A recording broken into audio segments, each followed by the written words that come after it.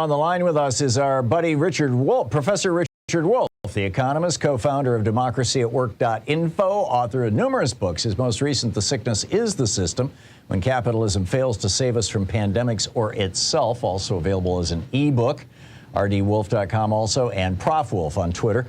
Professor Wolff, welcome back to the program.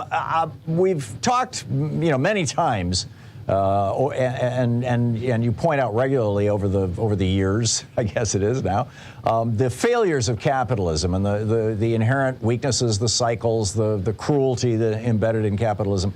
Let's talk about some alternatives to capitalism, or ways that capitalism could be tweaked or reinvented to be less cruel, less capricious, and less favoring of the very, very rich. Where would we begin?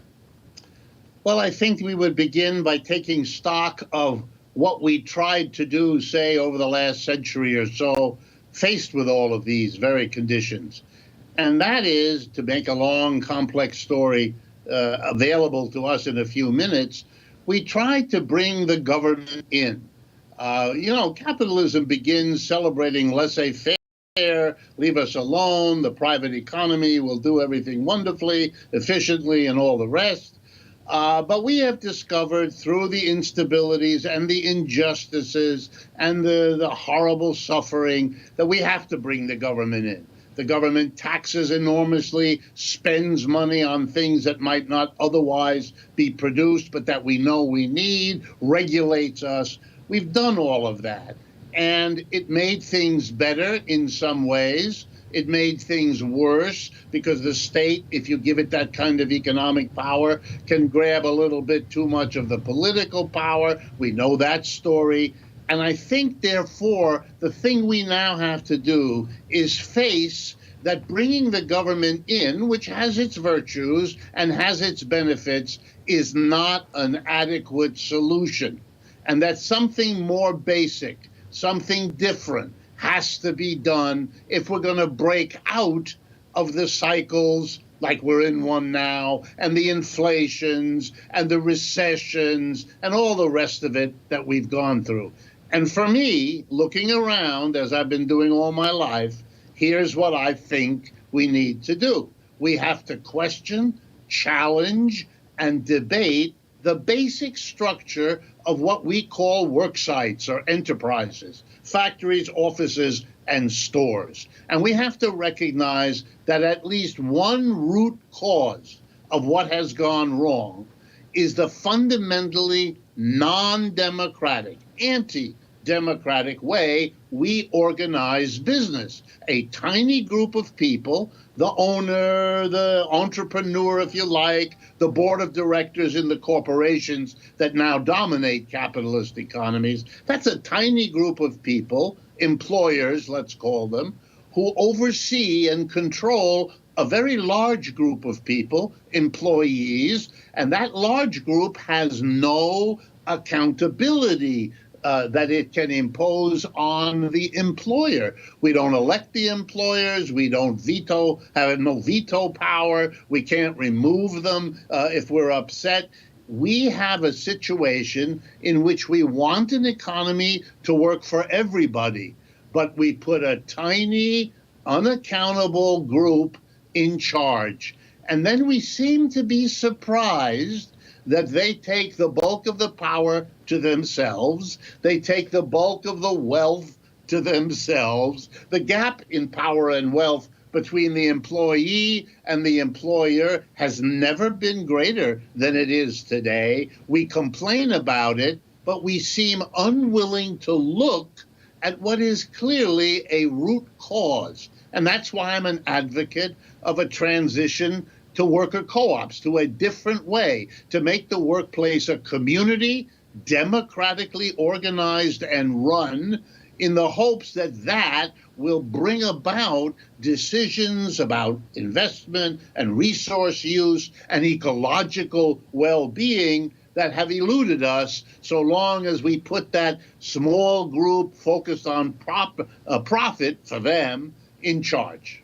Now, there's I believe about a dozen states that have changed their laws with regard to corporate incorporation. to allow for this. In fact, I wrote a book called Threshold a number of years ago, and in research for that book, I spent a lot of time up in Minnesota, in Wisconsin. There's the Union Cab Company. It's a worker-owned co-op. It's the largest cab company in the state. There was a Peninsula Manufacturing, a large tool and die shop, and they manufacture precision equipment and instruments. I think it's like 40, 50 employees. It's a workers' co-op built from the ground up. There's a lot of them in Wisconsin. It's kind of the central hub for America. There are other states that haven't changed their laws to allow for that. What's the status of that movement in America today, and how do we move it forward? Well, you know, the irony is that the Wisconsin and the states you mentioned, many of them made their legal changes long ago. Yeah. Back in the 19th century, when there was an enormous movement in the United States, typically called the co-op enterprises.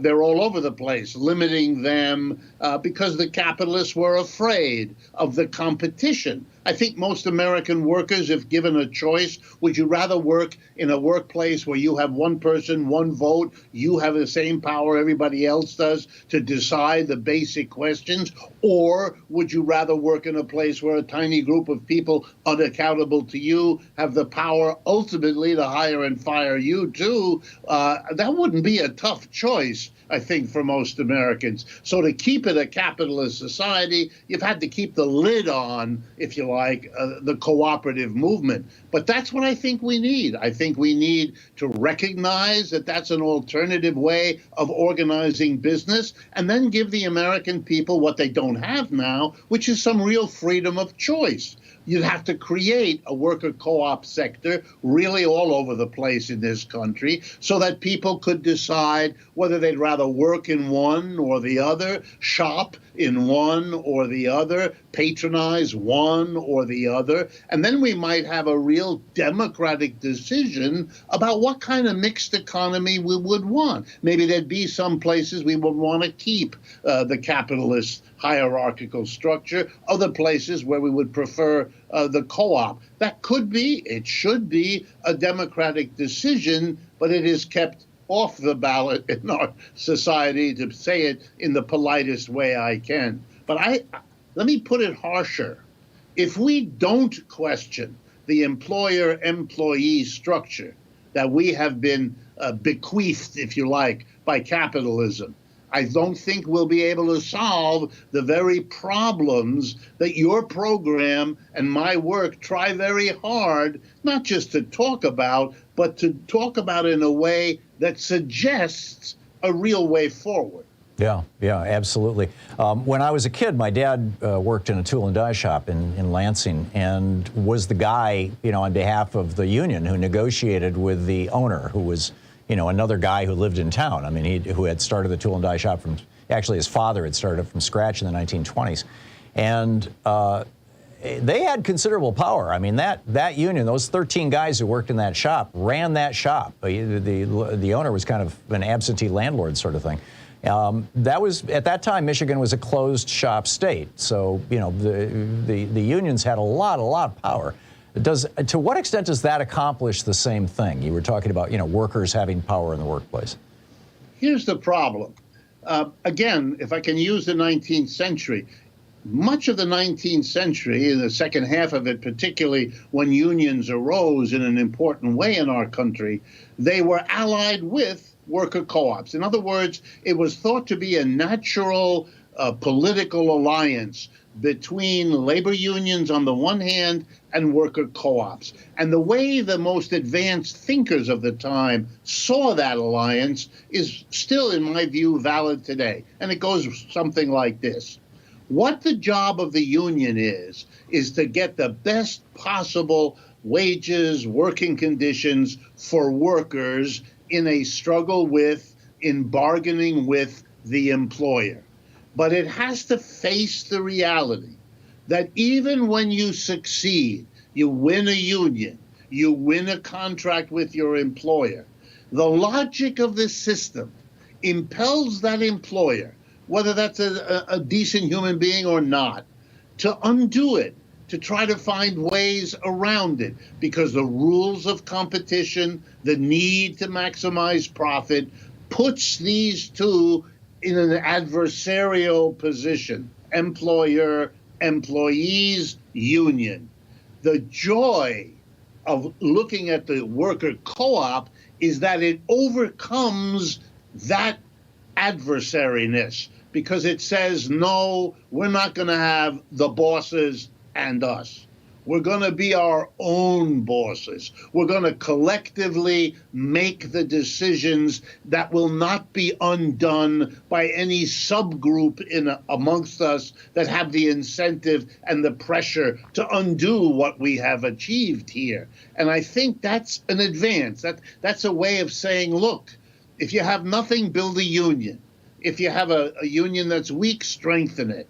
And if you can, make that next step, don't exclude that, to a situation where you democratize the enterprise. You bring the democracy we say as a nation we're committed to into the workplace where it should have been long ago. Amen. Professor Richard Wolff, democracyatwork.info is the website. Prof. Wolff on Twitter. Professor, thanks so much for dropping by today.